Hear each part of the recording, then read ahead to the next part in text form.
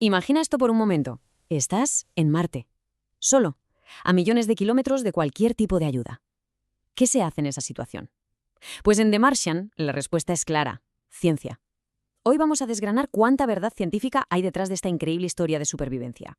Nos meteremos con la biología, la química, la física, vamos, con todo lo que hace falta para salir adelante en el planeta rojo. Y ahí está. Esa frase es básicamente el resumen de toda la historia. Aquí no vale ni la fuerza bruta, ni cruzar los dedos y esperar un milagro. No, no. La clave de todo es el método científico, ¿verdad?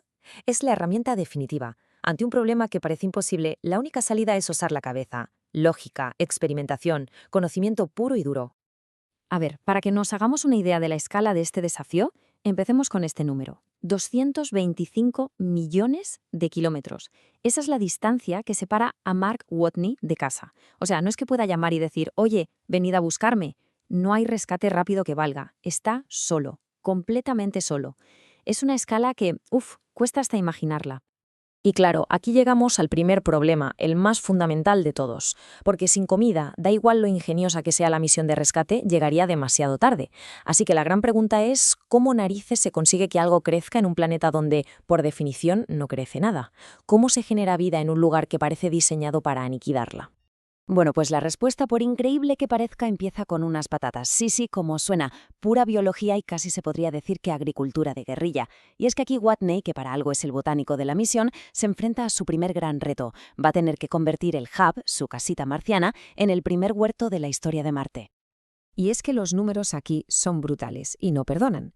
Hay que echar cuentas. Para aguantar unos 1.460 días hasta que, con suerte, alguien llegue, necesita casi 3 millones de calorías. ¡3 millones! Las raciones que tiene no le dan ni para empezar. Su única esperanza son unas pocas patatas que la tripulación había guardado para la cena de Acción de Gracias. Imagínate el panorama. Claro que no es tan fácil como coger y plantar. El suelo de Marte, que se llama regolito, es, pues eso, polvo de roca, completamente estéril. No tiene las bacterias ni los nutrientes orgánicos que hacen fértil la Tierra. Y ojo, que aquí hay un detalle muy interesante que en la peli se saltan. El suelo marciano de verdad está lleno de unos compuestos tóxicos, los percloratos. O sea que en la vida real, Watney habría tenido que lavar la Tierra a fondo antes de poder usarla. Un problemón añadido. Y entonces llega la solución. Una solución que es, a ver cómo lo digo, brillante pero con cero glamour. Para conseguir esa materia orgánica y las bacterias que le faltan al suelo, ¿qué hace? Pues recurre a los excrementos envasados al vacío de toda la tripulación. Sí, el primer agricultor de Marte tuvo que usar el abono más antiguo de la humanidad. Increíble pero cierto. Vale, genial. Ya tenemos la comida más o menos solucionada. Pero claro, resolver un problema a menudo crea otro nuevo. Y es que para cultivar todas esas patatas hace falta muchísima agua. Y en Marte, pues como que no hay ríos para ir a cogerla. Así que esto nos mete de cabeza en el siguiente lío, que esta vez es pura química.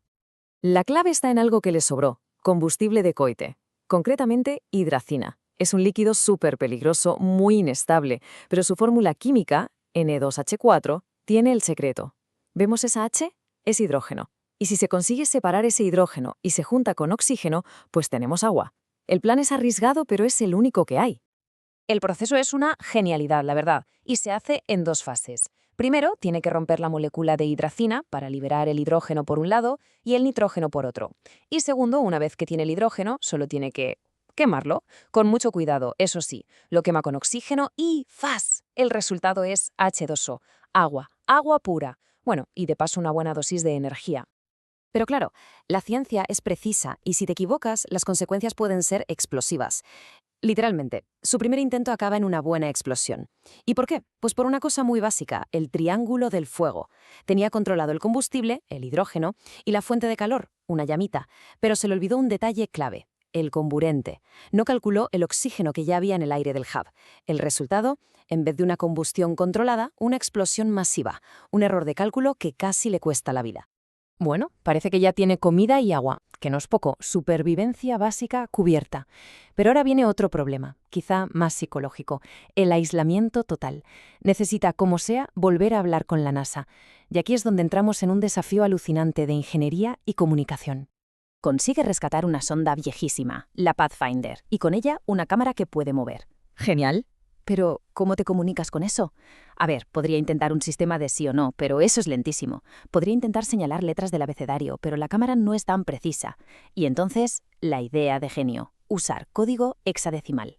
Con solo 16 símbolos, los números del 0 al 9 y las letras de la A a la F, se puede representar cualquier letra o número del código ASCII. Es eficiente, es preciso, es la solución perfecta. Hay que imaginarse ese momento. La tensión tiene que ser brutal. Llevas meses en silencio absoluto creyendo que nadie sabe que estás vivo y de repente la cámara de la Pathfinder se mueve y empieza a señalar 48, 45, 40C, 40C, 40F. Para Watney, eso no son solo números y letras, es la primera prueba de que, quizá, ya no está solo. Y cuando se descodifican esos símbolos con la tabla ASCII, el mensaje es hola, una palabra. Una simple palabra que ha viajado 225 millones de kilómetros por el espacio para confirmar que no se han olvidado de él. Es el triunfo absoluto del ingenio. Un momento increíble. A partir de aquí, la cosa se dispara. Con la comunicación restablecida, la NASA y la tripulación de la nave Hermes se ponen a trabajar en un plan de rescate. Un plan que es una auténtica locura, audaz, arriesgadísimo y que nos mete de lleno en la física más compleja que hay, la astrodinámica. Todo el plan se apoya en un concepto que suena a ciencia ficción, pero es real: la asistencia gravitatoria. A ver si lo explico fácil.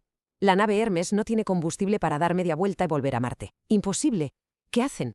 Pues usan la gravedad de la Tierra como si fuera un tirachinas gigante.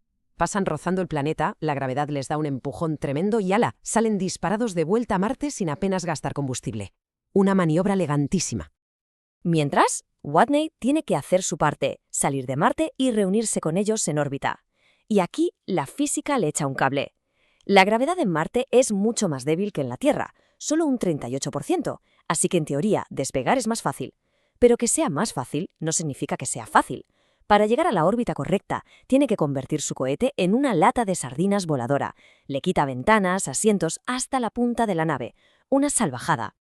La historia es un homenaje espectacular al ingenio humano. Pero oye, es una película. Y como toda buena película, se toma alguna que otra licencia. Así que, para terminar, vamos a hacer de aguafiestas un poquito y a separar lo que es ciencia de verdad de lo que es, bueno, cosa del cine. Y la pregunta del millón, claro, es sobre el principio de todo. Esa tormenta, esa pedazo de tormenta de viento que lía todo el desastre, que obliga a la misión a irse y que casi se carga a Watney. A ver, ¿podría pasar algo así de verdad en Marte? Pues la respuesta es un no rotundo.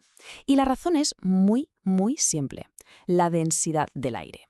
La atmósfera de Marte es finísima, súper tenue. Tiene menos del 1% de la densidad de la nuestra.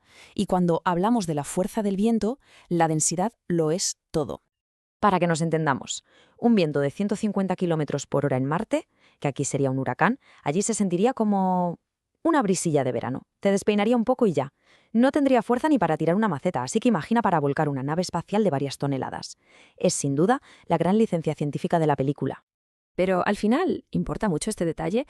Pues si lo piensas, en realidad no, porque la historia no va sobre la tormenta, la historia va sobre lo que viene después. Es un canto a la inteligencia, una celebración de cómo cada cálculo, cada experimento y cada gota de conocimiento pueden hacer posible lo que parecía totalmente imposible.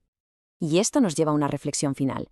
El caso de Mark Watney es extremo, sí, es ciencia ficción, pero el método que usa, ese es universal. Nos enseña que la ciencia no es solo memorizar fórmulas, sino una manera de enfrentarse a los problemas.